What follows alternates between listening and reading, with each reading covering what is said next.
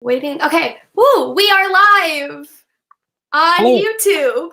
Oh, wow.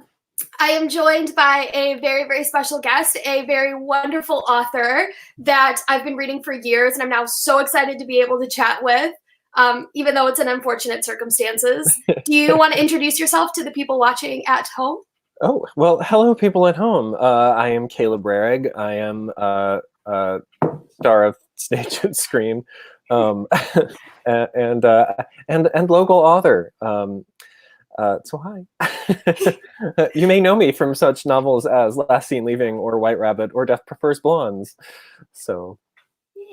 Okay, so I have several questions for Caleb. We're going to be doing an interview throughout this. If you guys at home have questions for Caleb that you want to ask, leave them in the chat. I'll be able to pull them up and we can discuss. I'm very, very excited about this. I spent some time digging through a lot of your past interviews to try to be able to ask questions that you haven't been asked before, because that's always my job as a journalist and as an interviewer.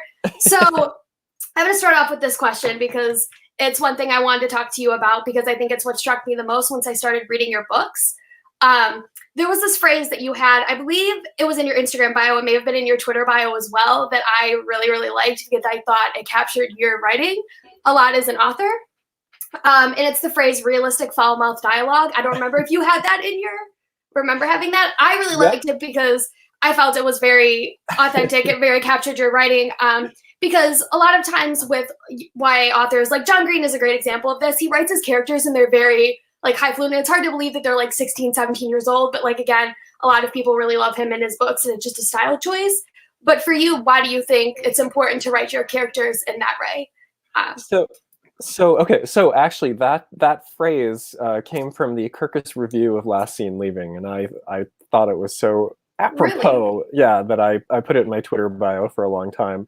To be honest, I'm a potty mouth. I'm going to try to keep it PG for the sake of the show. But I am a potty mouth. I grew up a potty mouth. My mother is a potty mouth. That was just, I mean, I used a lot of profanity to express myself as a teenager, as an adult. So when I try to write, I think that one of the great freedoms of writing young adult is that I think a lot of adult fiction, people get this idea that the language needs to be presented in a specific kind of way, and I think that you have a lot of freedom within YA to lean into the voice of the character and to let your stories and narratives be voice driven, because you're trying to create a more like informal relationship between the reader and the subject. And I think like the characters themselves don't take them. I don't think that teenagers like teenage characters don't take themselves as seriously as adults, and so to that end, I'm sort of like, I get to be a little more colloquial in my approach to how I write the narrative. And so I sort of feel like, when I just in general, I use dirty words for emphasis and to express myself. So some of my characters do too. I've been sort of like trying to like dial it back just a little bit, just a little bit. I didn't realize I was like, this is just how people talk. Yeah. Absolutely. And then I get feedback and people who are like, well, I never use profanity. I was like, you don't? So, I mean, especially like our generation, I know it's something that's just like very big. So another thing, to just sort of stay on the track of like social media, a lot of your posts, you're known for like calling your reps. That's something that you talk about a lot. And I think that's really important and relevant now. Especially with the election coming up in the fall. I was supposed to cover the Illinois primary before my college got shut down. Wow. So like, obviously it's like a big thing. So what inspired you to use your social media as a platform to be politically active? And what advice can you give to younger generations like myself that are going to be able to vote for the first time? Yeah, I think, what, let's see. It's hard to say because, when I in terms of what inspired me, I think I've always been a bit of a political person, just in the sense that, as soon as I turned 18, I started voting, and I wasn't always the most informed on, like, I didn't always, I would keep up on the big elections, but the small ones, I wasn't always informed on like the little issues, the small bills and things like that. But I think it felt like, for me personally, it felt like a crisis moment because there are a lot of people who are suffering, and there are a lot of really terrible things happening. And I realized that it was less a decision to use my platform to advocate for political causes or to advocate for activism or for political engagement, and more it was just a matter of I don't know. Social media is just a way to engage with people in general. It's a way to express yourself, and I realized that it's also a way to lead by example. And if I want to try to make a difference, part of what calling your reps is all about, part of what that sort of engagement is about, is affecting change from the ground up. It's the fact that we, as people, as voters, we have a voice. That is our power. We directly employ our representatives. We send them off to do, to act in our interests. But how can we expect them to act in our interests if we don't let them know what our interests are? So the more people who get engaged, the more likely we are to actually affect change, the more we can actually control what happens to us.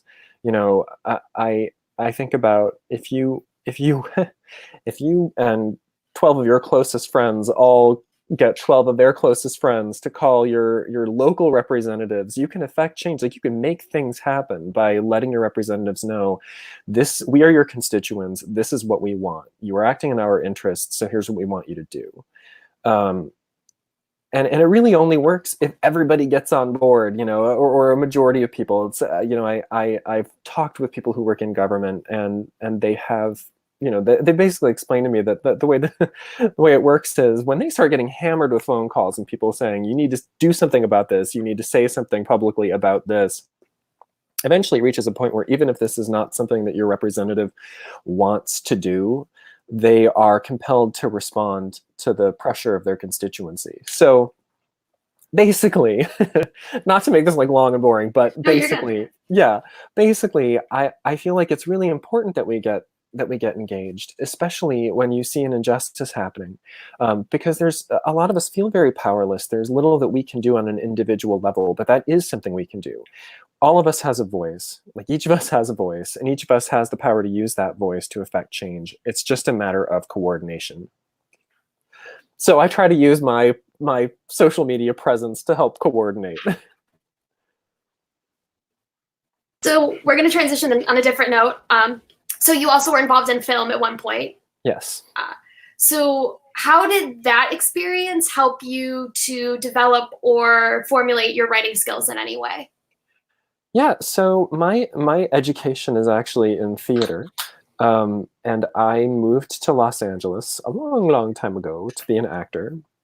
And I did act. I was in some commercials. I was in a couple of music videos. I was in I was in a bad horror movie, and I transitioned out of acting and into production largely by accident. It was sort of like, I never worked as an actor. I never worked steadily enough to pay all of my bills, like to be a full-time actor. So I had a day job, and eventually my day job became my job. And it was one of those situations where I was working for a television show, and they promoted me, and then they promoted me again. And it was kind of like it was one of these, like an offer you can't refuse, or sort of like, we have a promotion for you, or you have no place at this company anymore. So I was like, well, I think I'll take the promotion. And it ended up just becoming a full-time job, and I didn't have time for auditions anymore, so I transitioned out of it. But I was always involved in storytelling. I did a lot of stage acting in college and in high school, and then professionally I acted in front of cameras, and then I got behind the cameras, and I was more involved in crafting story from that perspective. So sort of figuring out how to tell a compelling narrative was always a part of it's part of my education. It was part of my career. So when it came to writing, which was always a passion of mine, I wrote my first full-length manuscript in college, and it was terrible, but I did it. And so as I said before we went live, I was explaining that in 2011 I moved to Finland with my husband, and I did not have a work visa, so I ended up having nothing but free time, and I just sat down and started writing again, which is how I ended up writing my debut and getting published. But so it was sort of like I had a career history and an education history of working in sort of artistic storytelling fields. So I would say that in a lot of ways it was my milieu. Um, I think that how it impacted me truly, like significantly as a writer, is that my approach to writing is very visual.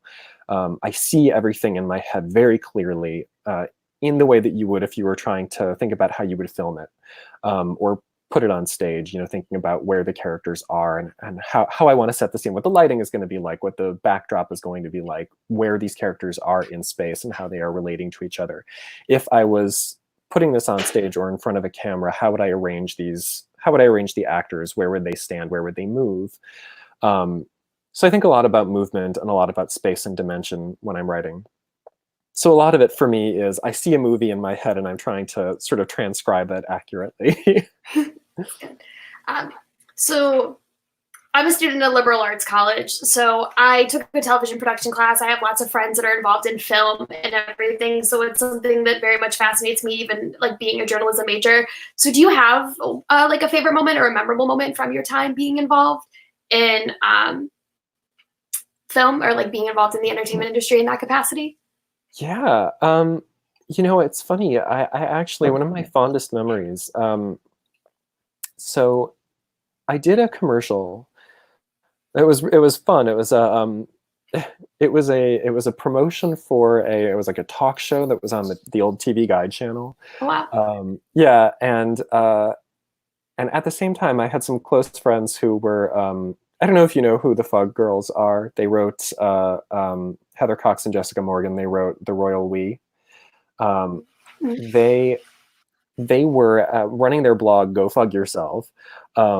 They were frequent guests on Joan Rivers' fashion, like red carpet review, which is also on the TV Guide channel. And there was one day where I was at the grocery store, and the red carpet review came on like the monitor right on the it was like at the checkout lane, and then at the commercial break it was my commercial. So I saw my friends on TV and then my commercial.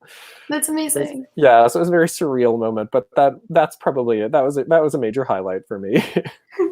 Okay, so Anna asked this, and because it goes along with like the idea of film, um, she wanted you to talk about Scarecrow Gone Wild and being menaced by a disgruntled ostrich. So I'm very interested to hear that story. Yeah, okay. So Scarecrow Gone Wild was the bad horror movie that I was in. And my one and only film acting credit. And it was a direct-to-DVD horror movie about a killer scarecrow. It was the third movie in I think it was just a trilogy. I don't think that they made any more after that, but about a killer scarecrow. And in this instance, it went wild. They filmed that thing in, I think, 12 days. Wow. My scenes were all shot in a week. We filmed on, they filmed on a beach in Malibu for the first 5 days, during which I had nothing to do.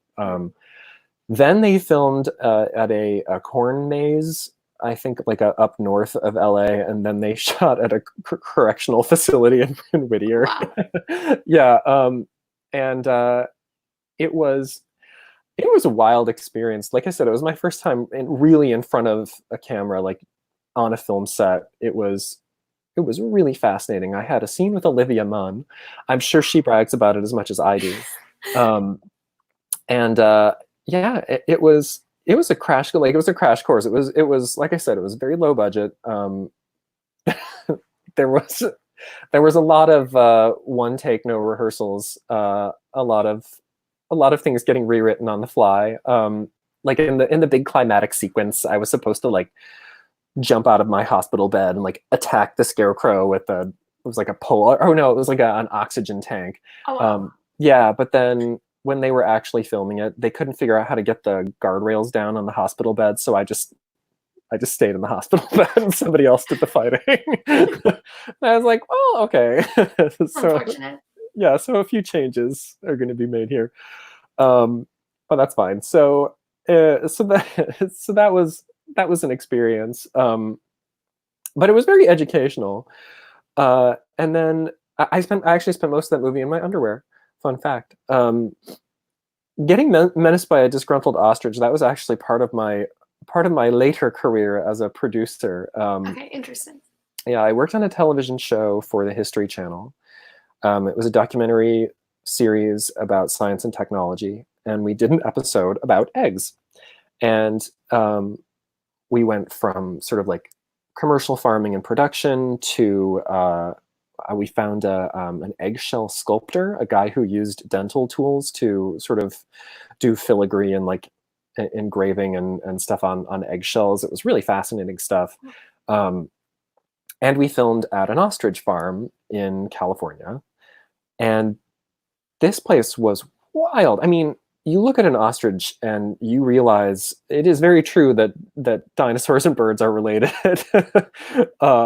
These birds are huge and creepy looking in person. And they would start herding, you would see this like massive flock of birds just like stampeding in one direction and turn around and stampeding back in the other. We shot some interviews inside one of the enclosures, and these birds would get closer and closer. There was like a mob of huge dinosaur birds just getting like closer and closer while we're all gathered in this like one little corner. And the whole time, the guy who owned the farm is telling us these stories. He's like, oh yeah, he's like, so you got to be careful. They're mean, they're strong. They'll get in fights and kick each other so hard their legs will snap. They could kick you and, cave in your sternum or break your hip. And I was like, yeah, I know. And I'm like, I'm not getting paid for this. So absolutely not. Yeah, so we're inside the enclosure and I'm holding a bounce board for the interview, and these birds are pushing closer and closer to us. And this guy seems totally unperturbed, but oh howdy, this one bird was real interested in me and kept getting closer and closer. And I was like, I'm not comfortable with this. And finally this bird, it was 5 feet away, lunges forward, and I was wearing a hat, and it snatched the hat right off my head. And I was like, okay, that's about as close as I care to get. I don't want to get, I was like, get kicked into the stratosphere by an angry ex-dinosaur. So I abandoned ship. But yeah, so I got menaced by a disgruntled ostrich. That's insane. Okay. Wow, that's something I thought I would be hearing today. All right, so let's transition to talking about your books, because you have so many amazing stories that are so much fun to read and have given me so much thrill and entertainment throughout the years. Ah, shucks. So I'm going to start with talking about Death Prefers Blondes, which was your most recent release. Yes. So that story to me felt like a departure from your previous 2 books in a lot of ways, from like the cover changes to the fact you have a female protagonist to the way the story was told. So what was that transition like in having to make a lot of those changes for you as an author? Like what sort of spurned that? And like maybe talk a little bit about that process. Sure. So the way that Death Prefers Blondes came about, just in general, it's a long but I think interesting story. I first had the idea for what became that book when I was in high school. I was up late at night. I was watching an episode of The Lucy Show, which was the show that Lucille Ball did after I Love Lucy. But in this episode, she, blah, blah, blah, long story. The plot is kind of unimportant. The series was just Lucy is a widow. She works at a bank. Every episode is a setup for her to get involved in zany antics, usually involving costumes. In this episode, she pretends to go on vacation so that she can spy on the temp that they hire to replace her while she's on vacation. Kind of a flimsy plot, but anyway, at one point she comes in dressed as she's wearing this black and white mini skirt and this huge sweater and these big earrings and sunglasses and this elaborate wig, and she calls herself Margot from Margot's Mad Mad Mod Interior. So she's this mod interior designer. It was like 1967 or something. And I don't know why, but that character really stuck with me. And I had this idea in my head for a character named Margot, who was an heiress, and she drove a cool car, and she was mad at her dad. And I didn't know anything else about her. I just knew those things. Like that was this character that suddenly jumped into my head. And then maybe a year later, I was watching Alfred Hitchcock's final film, Family Plot. A lot of his later stuff is kind of, but Family Plot is actually a really fun movie. And it's all about a family, and they plot things. Criminals and like a charlatan psychic But it opens with Karen Black, the actress, and she's robbing a jewelry store, and she's wearing this stark, like platinum blonde wig and these big sunglasses and a Stetson hat and this trench coat and gloves. And it was such a like dramatic image. And immediately like that clicked with me also. And I don't know how I ended up linking those two ideas in my head. But I suddenly had this vision for 5 jewel thieves, each wearing, dressed just like that, but each wearing like a different brightly colored wig. And I somehow had this idea for these two things to come together, and that Margot led this team of jewel thieves. And then I had this idea that, oh, you know, like what if the other women are actually drag queens? And I had no idea. Yeah, I had no idea where I was going to go with that for years. It just sort of sat there with this kind of, it kind of snowballed over time. Like I had other imagery would come to me. I remember watching the Charlie's Angels movie in 2000 and thinking that was the vibe that I wanted. This like bright, kind of candy colored, over the top, slightly elevated reality. And I decided that what I had was an action movie.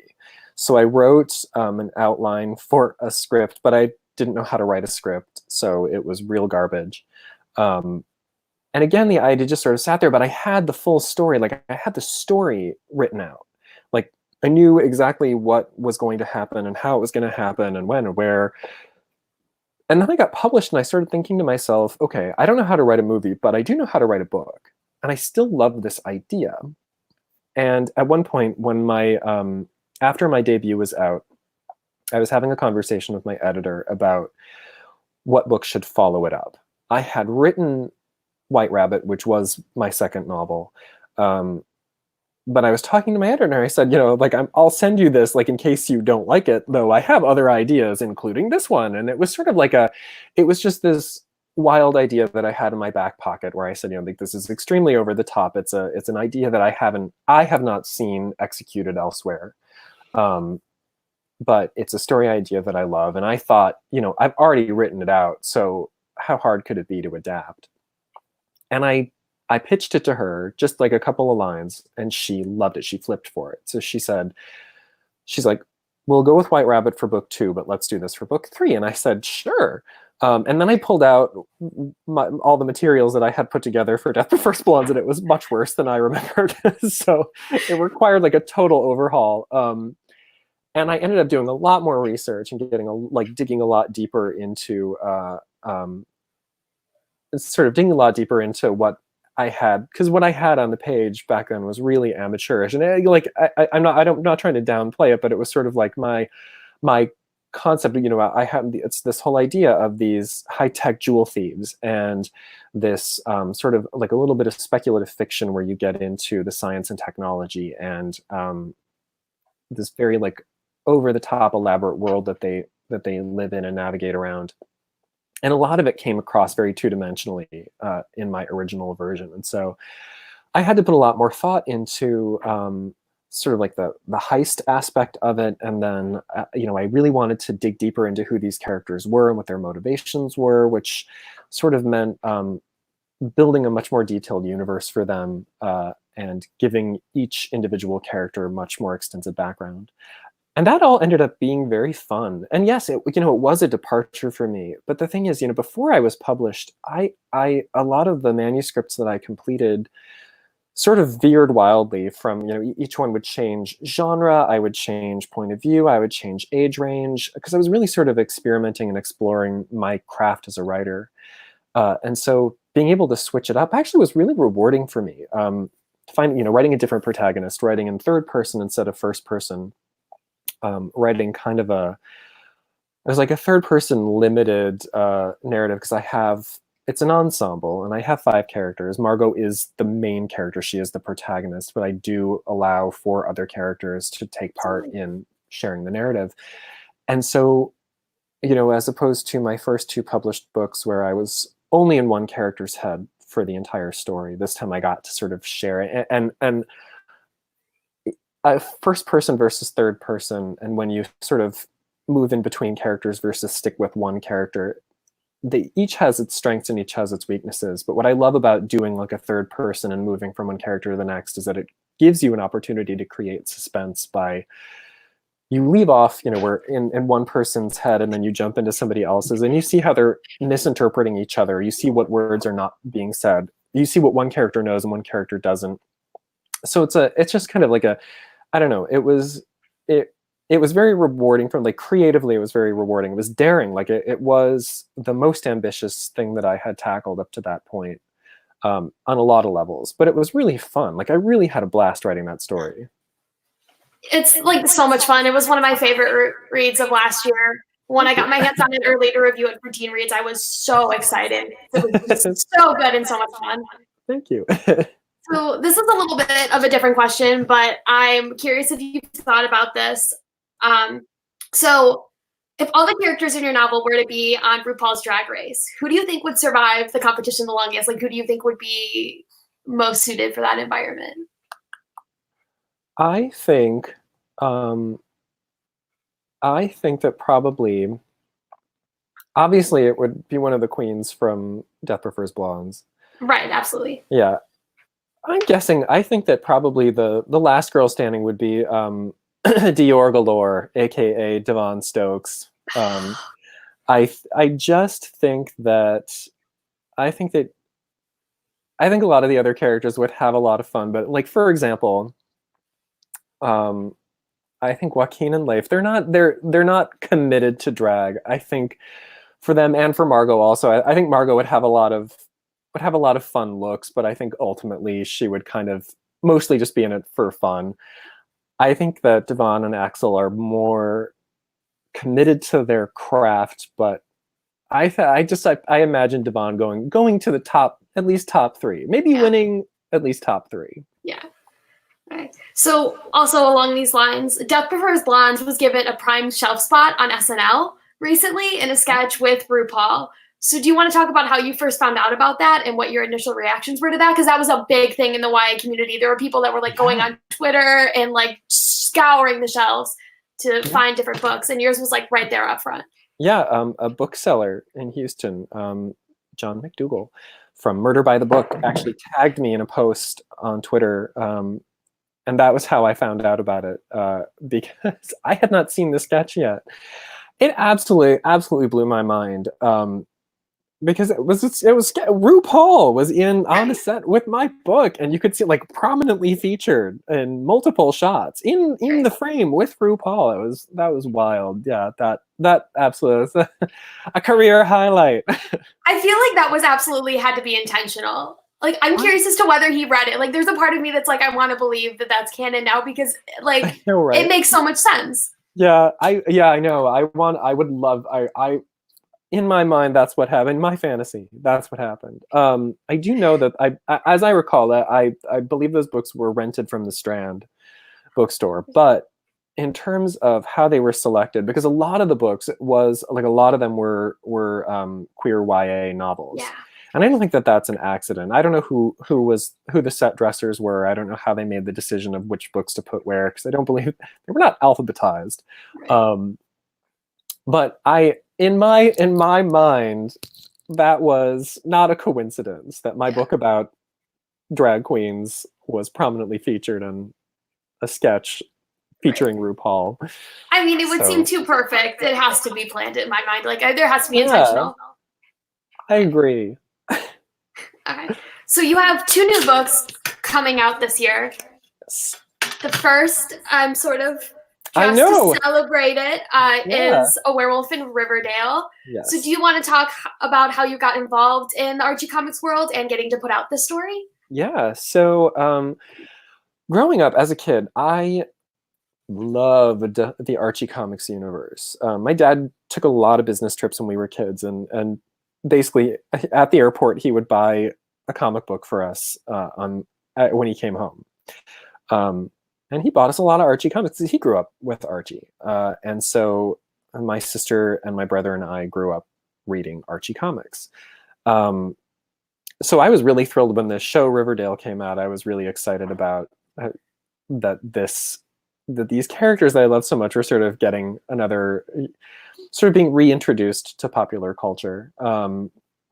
And I, again, through Twitter, I found out that Riverdale, the show, that they had sold their intellectual property, like the licensing rights, to Scholastic, and I immediately, I remember we were road tripping. My husband and I were driving probably back from Arizona, and on the road, I wrote an email with my thumbs to my agent, and I said, whatever it takes, I want in on this. Just contact whoever you need to contact. Pitch me as a writer. They'd already hired an author to do the Riverdale show tie-in novels, but they ended up wanting to publish 2 books that would be tie-ins with the Archie horror comics imprint. And Archie horror has a number of titles. They've got they have a zombie series, they had a werewolf series, they have a vampire series, and so they actually ended up getting in touch with me based on that contact, because they wanted to publish a book that was a tie-in with Jughead the Hunger, which is an Archie horror series. They're also publishing a tie-in with Vampironica, and that book comes out, I think, in July. Not by me, but it comes out, I think, in July. And so they pitched A Werewolf in Riverdale to me, and I flipped out. Because these are, like I said, these are characters that I grew up with, but I loved this kind of like dark horror twist, and sort of like an actual body count. I get to take these characters that I love and feed them to monsters. So yeah, so the basic plot is, and I give nothing away, because Jughead the Hunger, this series, is all about Jughead being a werewolf and Betty Cooper being a werewolf hunter, and Archie kind of caught between them. And so at that time, I read through the series as it had been published up to the point where they hired me to write the novel, and I decided to write what would function as sort of a prequel. And I think that since I've done that, probably now what I've written can no longer be considered canon, because I think that they started, it was like this, the Jughead the Hunger series opened with a bit of exposition about stuff that had happened in the past. And I took that like little block of expository text and I sort of fleshed it out into a story. But I think since then they have started to write their own backstory that probably contradicts a lot of what I wrote, but that's fine. I think it's still a fun book. But yeah, so it is about a beast stalking the streets of Riverdale, and a boy who finds out that he may have a closer relationship to the beast than he thinks, and a girl who may be her hometown's last hope at stopping the bloodshed under the full moon. Because that was one of the things I was going to ask you talking about. No, go ahead. Oh, no, I was just going to say, and it comes out April 7th, so... Yes, read it. Read it while you're in quarantine. Yes, please. And pre-order it from an indie bookstore, too, because they need your support now more than ever. Now more than ever. Well, and, I let's be honest, Amazon doesn't really need the help. Absolutely not. And right now, they're shifting their priorities to food delivery, which is probably for the best, given the circumstances. I think if you are so inclined, you can buy if you have like an e-reader, or you don't mind reading on your computer screen, you can very easily download apps for various kinds of e-readers, and you can buy electronic copies of the book from Barnes & Noble or from Amazon or from there's Kobo, and there's another.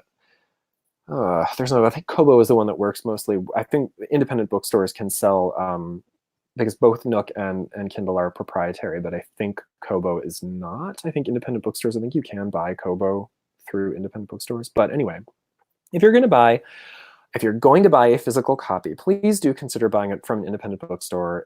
I think the list price is $9.99, so it's not that expensive. It's just a paperback, and it's a quick read. It's like 300 pages. It's a breeze. It's just a little monster story, a little fantasy to spice up your life when you're in quarantine.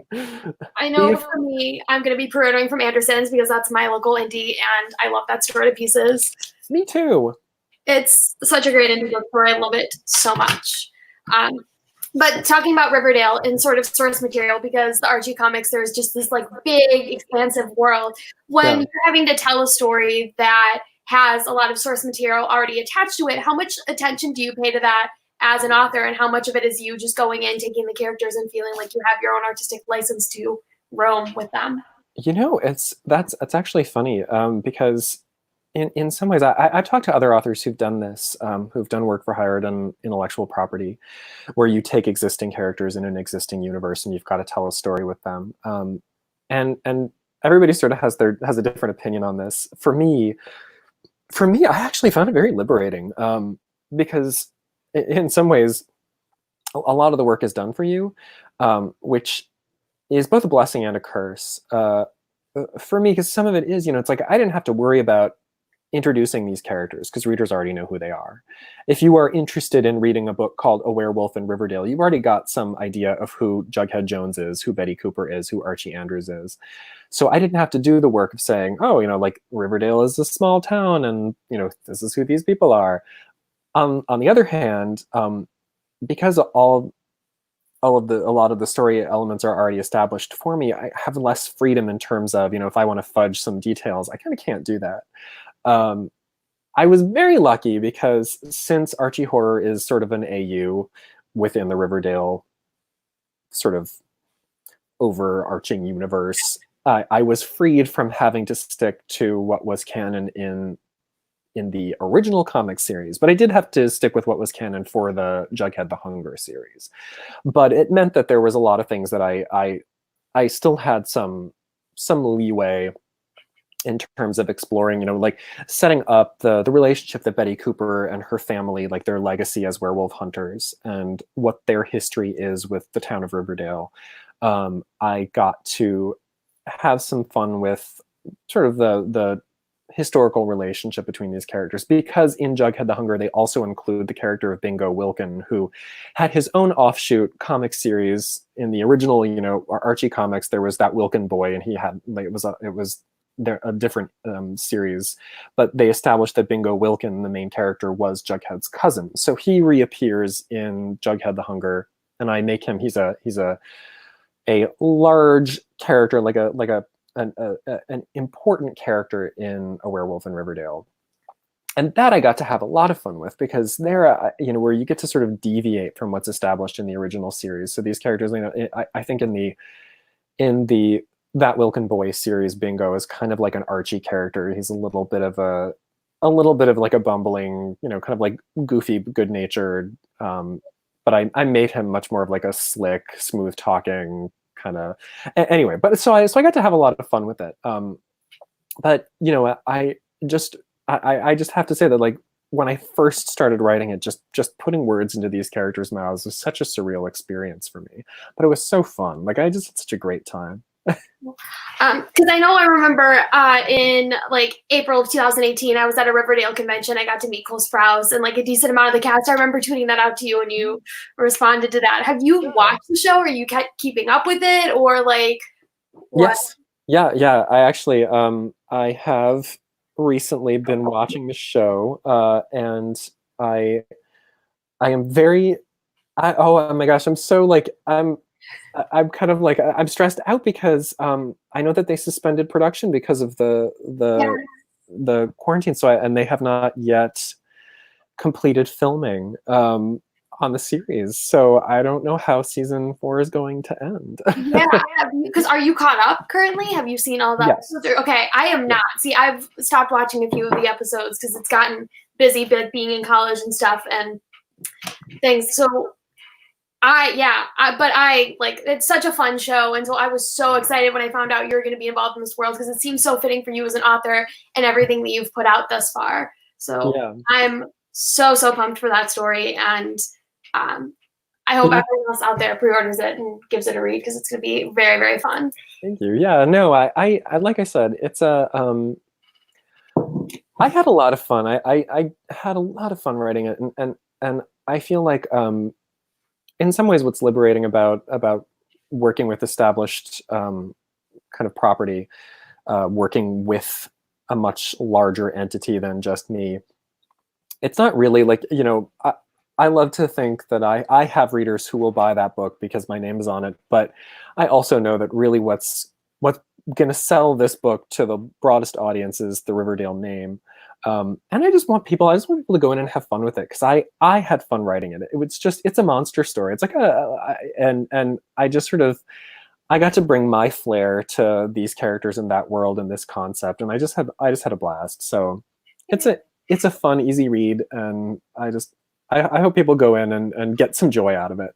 Yes. Speaking of monster stories, your next book that is also coming out in July is The Fall of Dark. That's a vampire story. Yes. Oh, I can't wait to get my hands on it. So, yeah. What do you want audiences to know about that story before they dive into it? Do you want to talk a little bit about what that book is about? Yeah. So it's really funny. I had after Death Prefers Blondes, I actually outlined a whole story that was going to be kind of like a monster suspensey. It was inspired by a Bram Stoker story, and I actually went as far as I sat down and started writing the prologue for it. And at that same time, I was then, while I was doing that, I was approached by Sandra Mitchell, who was the editor of All Out, an anthology of queer young adult stories that was published in 2017, I think. And Sandra invited me to contribute to a new anthology called Out Now, Queer We Go Again. And that one is coming out in May. So I have a book out in April and then a short story in an anthology in May. And I kind of abandoned what I had, the story that I had been working on to write the short story. And I really struggled with what I was going to write about, because I realized that I had this idea for just a little vignette about these two boys, the frenemies, rivals, who are trapped together during a vampire invasion of their homecoming dance. And I pitched this idea to Sandra, and they approved it. And I had so much fun writing this story about this world where vampires exist and everybody knows about them, but find them incredibly annoying. And when I finished writing the short story, I was like, I didn't want to stop. I love, so a formative influence for me as a storyteller was Buffy the Vampire Slayer. I lived for that show.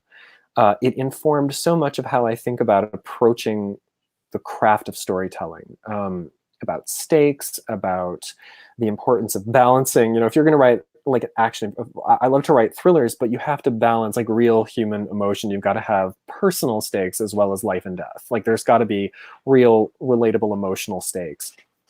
And so it felt like such a natural fit for me to write a vampire story. And I attempted 10 years ago, to write a vampire story, but I was too late. It was sort of like, Twilight was already a huge deal and the Vampire Diaries was a huge deal. And I was like, I'm going to write my own vampire story. But of course, by the time you can identify a trend, the trend is oversaturated. Like the market is oversaturated and nobody wants it anymore. So I wrote it, and I gave up on trying to sell it immediately. But I had so much fun. I had fun with it. So I kind of went back. I had this whole idea. I was going to write, it was going to be a series of 5 novels. I had all the outline in thumbnail form. And I thought, I'm just going to take this and I'm going to write one of those books.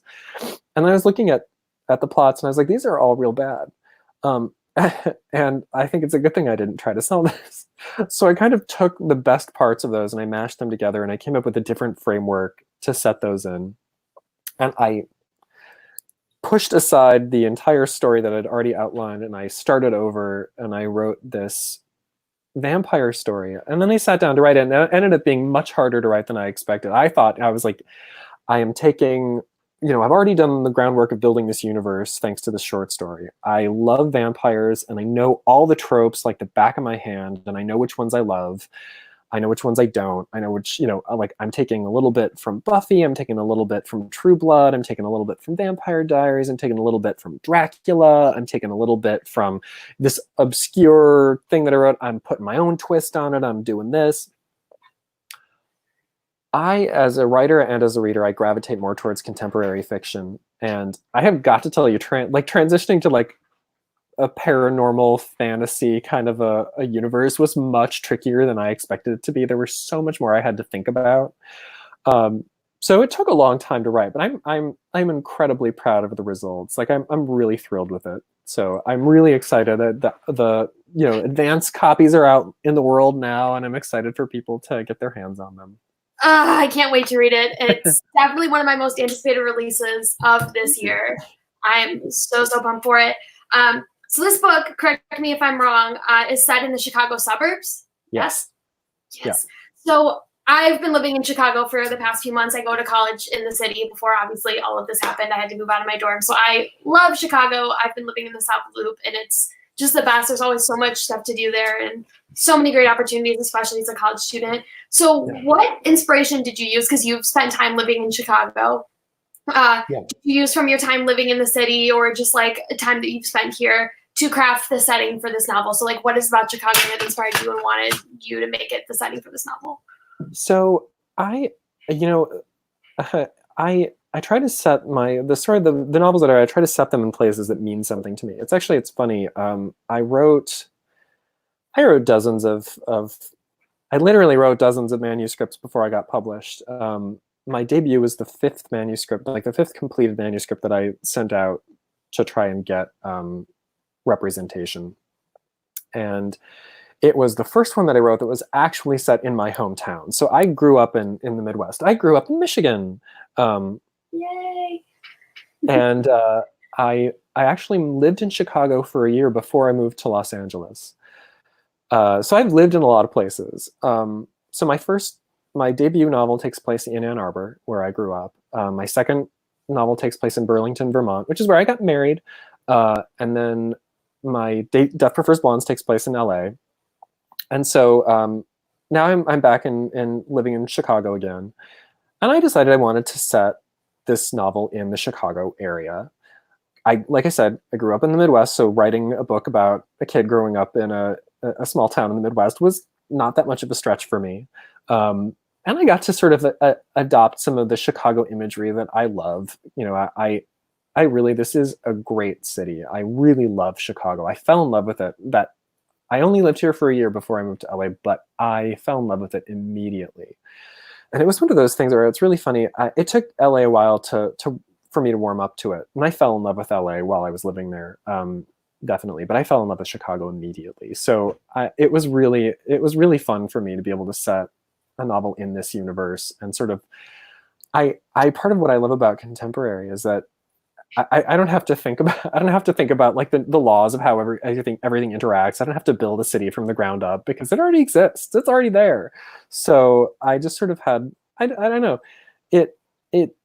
I like writing books that are set in places that mean something to me because in a way that gets to be my love letter to that place. And I get to sort of pay homage to a place that I feel like has nourished me as a person. So this was good for me. Yeah. So there is, if I can find it, recently you posted a picture out to promote The Fell of Dark. Here it is. I'm going to show it to the camera. Yes, yeah. I love, and correct me if I'm wrong, for Death Prefers Blondes, you also did something similar promotion, like trying to do like drag makeup. Do you want to talk about how you got into that? Because this picture itself is just so stunning in terms of the way that it's framed, like the makeup, like everything. It's just so cool. So do you want to talk a little bit about like that whole process? Yeah. So the person who the head of marketing for Death Prefers Blondes, like the head of the marketing team, was Ashley Woodfolk, who is an amazing author in her own right. But they came up with this brilliant idea for promoting Death Prefers Blondes, which was they wanted to create a I touched my face. They wanted to create a quiz for readers to figure out which drag queen in Death Prefers Blondes are you, and their suggestion was that I would pose in drag as each of the different queens. They'd take a picture of me in drag as Dior Galore, as Anita Stiffone, as Miss Anthropy, and then have those be included in the results of the quiz. And I was like, oh, I'm on board with this. And then I started to figure out how complicated that was going to be and how expensive. Because I just had this sort of idea. I was like, great, yeah, like hire a makeup artist, send them out here. And they're like, that's not going to happen. This is on you. So I sat down and I crash course. I watched every YouTube tutorial that there was on makeup techniques. I was downloading pictures off the internet. I had to go scrounge up makeup. I had to figure out how to glue my eyebrows down and how to like just everything. So it was literally a few months crash course. I practiced several days. My mother-in-law's house in the bathroom. I'm like trying to figure out how to like do like contour and I'm still learning about the shapes of my face, but after all of that work, I thought, like, now it's sort of like, now I kind of enjoy it. It's like playing with makeup is fun. Like, there's like colors and sort of figuring out how to create illusions like on your face, how to, like, I don't know, lift your eyes, or make your eyes look bigger, make your lips look bigger. I don't know. It's really fun. So I sort of decided, I was like, well, what the hell? Now I have all these supplies. Like, I have all this stuff that I bought, and I'm not doing anything with, like, these like bags of makeup and stuff like that. And so be on the lookout, because the paperback of Death Prefers Blondes releases in July, and I'm going to do a whole new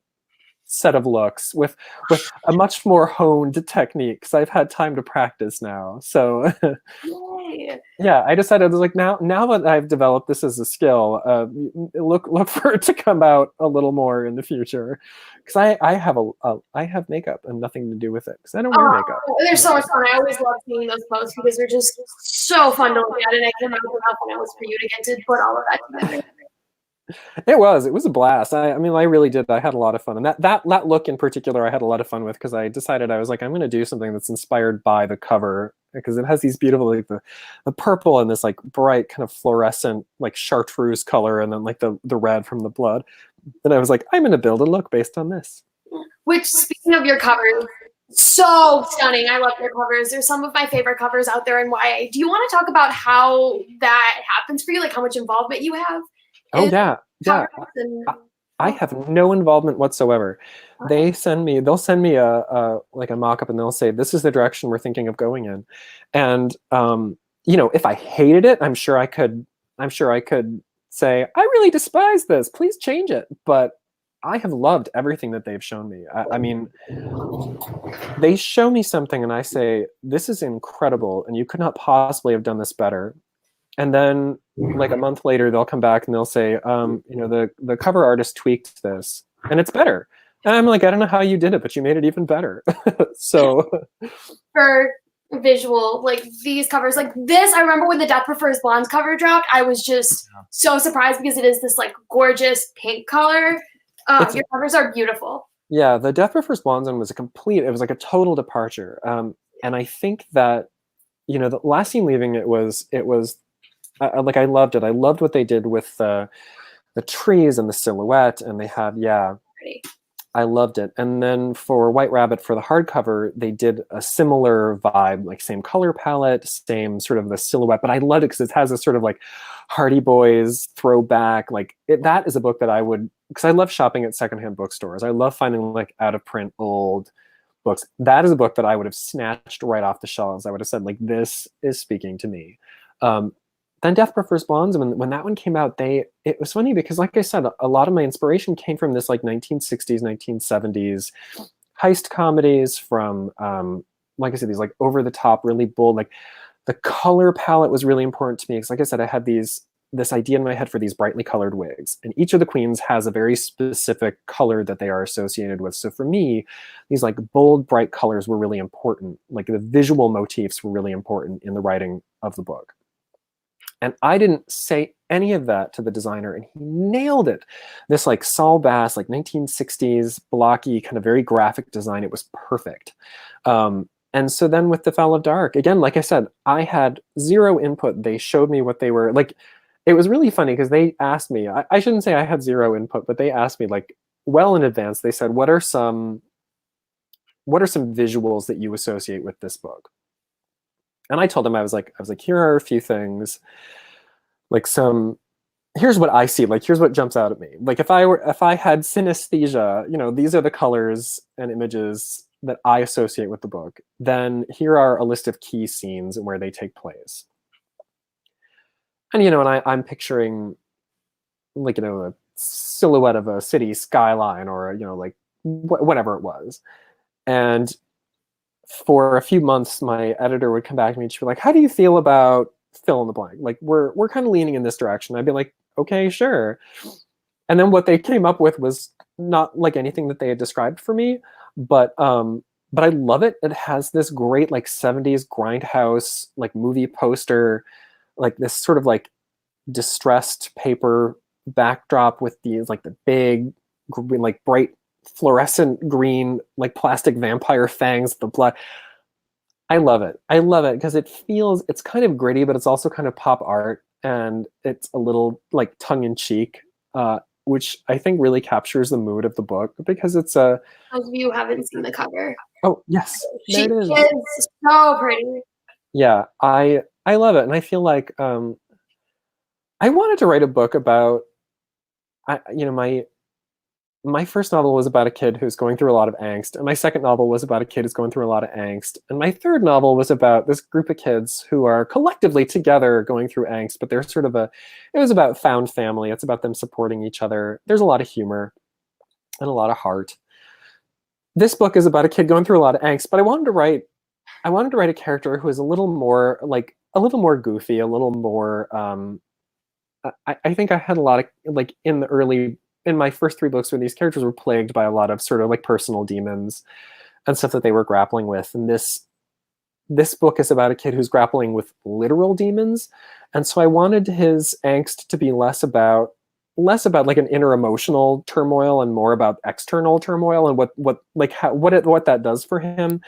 But I wanted to write this character who was a little more carefree, a little like I call him he's a lovable gay goofball who is mired in deadly vampire drama. So I just, and I feel like the cover really kind of captures the vibe of the story because you've got these I don't know, like I said, it's sort of like it's a little gritty, but it's a little like funny gritty. It's a little bit like a cheap vampire movie from the 70s. And I don't know, I love it. I just love that idea. Like not taking itself too seriously, but capturing this vibe of like danger and also funny. So I'm going to pull up a few questions from the chat now. If you have any questions for Caleb, please put them into the chat and I will pull them up. This one asked about what your writing process is like, and is it different for every one of your books? And that was something I was going to ask as well, because you've also done anthologies. So what, like, does the process differ at all from writing a like full story to writing a short story? If you want to talk about that. Yeah, so for me, I discovered that for me, I have to write from an outline. I cannot, to keep myself honest, to stay on track, I have to write from an outline. The first two full-length manuscripts I wrote, I didn't know what I was doing. So I just sort of let the story tell itself. I was like, la, la, la, la, la. And I told that story forever. Like literally the first manuscript was 160,000 words, which is enormous. That is nearly twice as long as Last Seen Leaving. And my second manuscript was 150,000 words. And so I was like, all right, it's time for me to step back. So I started writing from an outline where I tell the entire story in miniature to myself. And then I know where I'm going, especially when you're writing a thriller, when you're writing a mystery, you're trying to build clues. I don't want to do a gotcha. I don't want to yank the rug out from under the reader. I don't want to be like, surprise, here's something that I never mentioned, but it's a key factor and you were never going to be able to solve the mystery anyway. I always want to put enough clues on the page that the reader can, you can figure it out. Like, it's not going to be a huge, like, I don't want everybody to know who it is immediately, but I do want that when you find out who it is, it makes sense. Like, I don't want it to come out of left field. I want you to know when the killer is revealed or the criminal is revealed, I want the reader to say, oh yeah, that makes sense. I don't want them to say, that doesn't make any sense at all. This is crap. But in order to keep myself, in order to do that, I've got to know what those clues are going to be, how I'm going to present them in a way that doesn't make them totally obvious, but also doesn't make them a thing that didn't happen. And then I'm trying to say, remember that conversation we had off screen back at the beginning of the book? So I write from an outline, and that happens whether it's a short story, whether it's full length. And typically, I don't have any like specific rituals. I do a lot of writing in my head. I am a runner, and so when I'm struggling, running unlocks all of my creativity. And I think the reason why is because it is this uninterrupted time where my whole body, from head to toe, is engaged in an activity I like to call trying not to die. Like you're just everything. I'm moving and I'm sweating and I'm just trying to remember to breathe. So my whole body is occupied, and it frees up my mind to just think. And I can start working through problems I'm having with the story. And that works for me. It doesn't work for everybody. But I find that I don't even get the same, like on like a stationary bike, I don't even get the same thing. For some reason, I'm too distractible. It's too easy for my mind to wander. But when I'm running, for some reason, I am able to focus. And I don't know if it's because my whole body is focused on something that being able to focus in my head becomes easier. But I really do, like, for me, I do a lot of writing that way. And so then a lot of it comes down to sitting down and transcribing my thoughts onto the page in the most concise and artful way that I can figure out. So that's really my writing process. I sit down, I write every single day. I try to, not every single day. Sometimes I do try to write Monday through Friday and take weekends off, unless I'm in a crunch. I will say that for The Fell of Dark, because it was trickier than my other books, I was writing every single day. And some of that was, I needed to get words on the page every day in order to just finish the project. And also I found that time off distanced me from the story, and then getting back into it was like cold starting the lawnmower, and that sucked. So even if it's just 100 words, I'm still engaged with the story. So a little bit every day. Yay. Okay, this is also from a viewer. So how are you doing in the quarantine? Is there anything you've been like reading, watching, if you want to talk about that? Oh my gosh. So fun fact about me, I travel a lot, but if I'm not traveling, I never leave the house. So I am very used to just being inside and not going anywhere, except for my run, which I'm starting to wonder if I should be going out and running, because there are people and like, nobody's at work, so everybody's like out walking on the sidewalk, and I'm like, social distancing, people, social distancing. Right. Yeah. So, but yeah, no, I would say I was sort of like, my life won't change that much, but yeah, no, I'm stressed. So it's kind of like I do find it's harder to concentrate. I am reading Lillian Clark's sophomore book, Half-Life, and it's fantastic. I don't know if you've read Immoral Code, which was her debut. So good, such a good book. And that's another one where I always tell people, if you'd like Death Prefers Blondes, you should read Immoral Code, because it's another book. It's another kind of like found family book about a close-knit group of friends committing a heist together. And there's so much focus on the interpersonal relationships.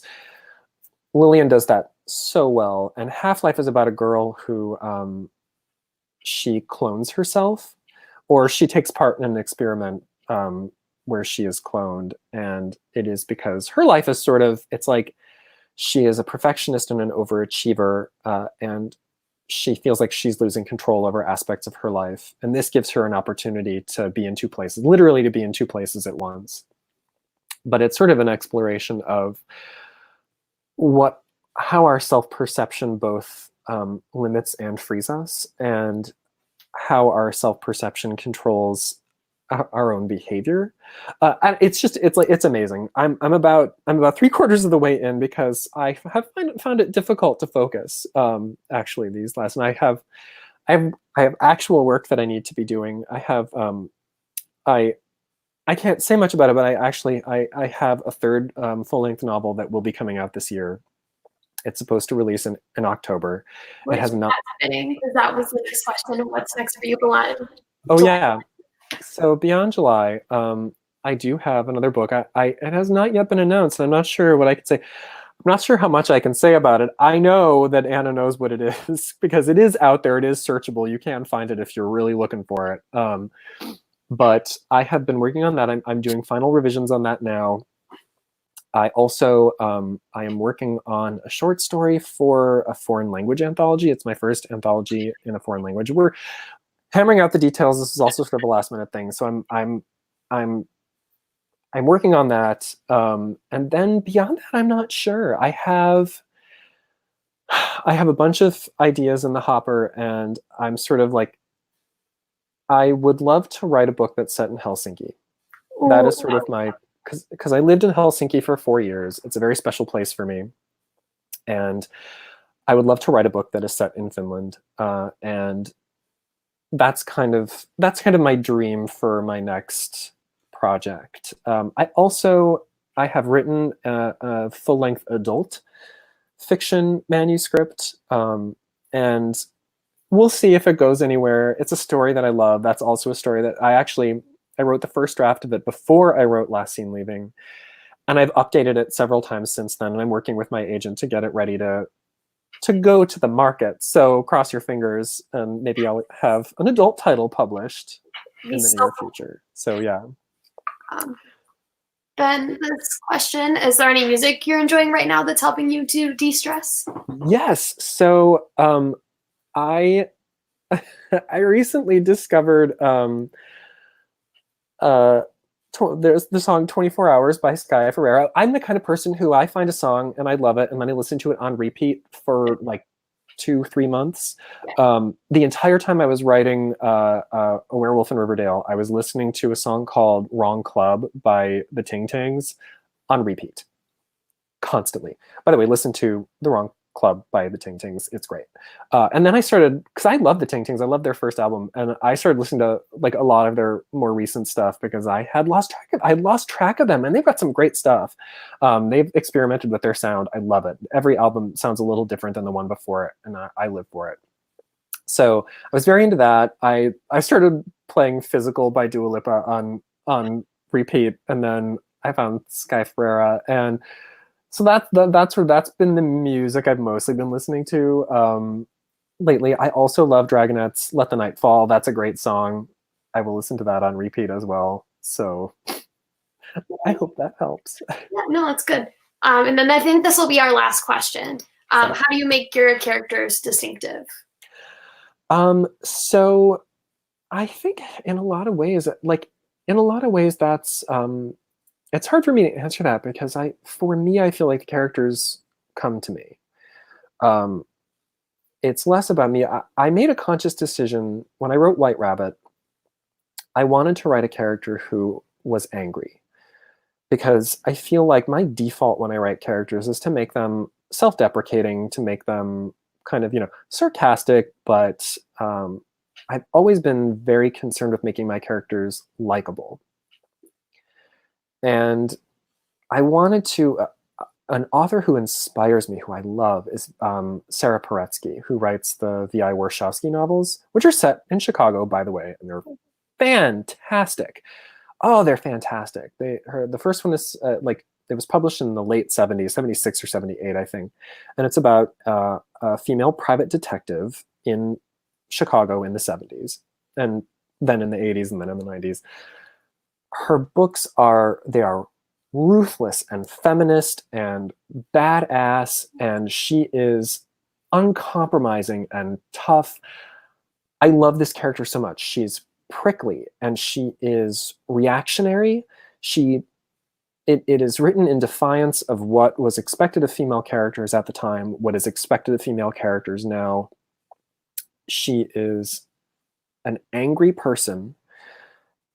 And somehow throughout all of this, despite the fact that her instinct is to lash out at people, and I love her because of it. I love her in spite of it. She is a character that I root for. And I was fascinated by how you could write a character who her instinct is to get angry. And then later she'll acknowledge, periodically she'll say, okay, that was, I overreacted and I spoke in anger, and she'll apologize and then immediately get angry again. And I was fascinated by how you could write a character who is abrasive on many levels, but is still lovable, is still somebody that you want to see succeed. And so I wanted to write a character that was like that, somebody who got angry fast, but who you still wanted to love. And so I put a lot of effort into doing exactly that with that character. So I put some conscious effort into creating that character. But otherwise, a lot of times characters, they kind of introduce themselves to me, and I just sort of try to keep up with them. Okay, there we go. I apologize if I had internet issues on my end. I'm living out in the suburbs now, and so my internet is terrible. Okay. Right. This is going to be the last question that we can end on, just because I think it's kind of fun. Are you wearing any awesome socks today? I'm not. Oh my gosh. Okay, I'm wearing very boring socks, but also I bought these slippers in Latvia this past fall because we were staying in this apartment and it was extremely cold, and so and I have cold feet, so I bought these slippers to wear, and I've been wearing them ever since, and they are completely worn out, and I need new slippers, but I don't know when we're going to get to Latvia next. So okay. yeah. So I think that's all for this live show. Thank you, Caleb, so much for joining me. Do you want to plug anything, or is there anything you want to add before we wrap up? I like I said, A Werewolf in Riverdale comes out in 2 weeks, and I would be most chuffed if you would mind read it. And other than that, please add The Fell of Dark on your Goodreads if you have a Goodreads. And please also consider buying that one. Others, we gotta eat. We're under quarantine. Help. And that's it. Okay. Thank you all so much for watching. Thank you for submitting in your questions. This was so much fun. Thank you, Caleb, so much for joining me. I'm so grateful I got to talk to you because I've been reading your books since the fall of 2017, and they've become some of my favorite books throughout the years. So, like, this is an absolute dream, and I'm so grateful that you took the opportunity to sit down with me, especially under these circumstances. I appreciate it so much. Oh no, thank you. This was a blast, and thank you to everybody who watched and asked questions. This was great. It's sort of like, while we're under quarantine, while we're socially isolating and distancing, this like virtual outreach is really important, and it's really nice to be able to kind of have contact with readers because that's such an important part of the job. So thank you. Okay. Everyone stay safe at home, wash your hands, take care of yourself, social distance, Yes. And I will see you all soon with the next Booktube live show. I believe the next one's planned for Friday, and I have some lovely creators that will be joining me, so it should be a fun time. I'm excited to do more of these. And again, go buy Caleb's books, pre-order them from an indie bookstore if you can. Links will be in the description down below if you want to check out indie bookstores. I know throughout doing the live shows, I've gotten a lot of recommendations from different people in different places to be able to like go and check out indie bookstores. I'll leave Anderson's link down below because that's my local indie. I think Indiegogo is a great website to check out for that. So yeah, support and IndieBound also is a good. Yes. Yeah, it's another good one. find Okay. your local. Thank you all so much for watching. See you soon. Bye. Bye.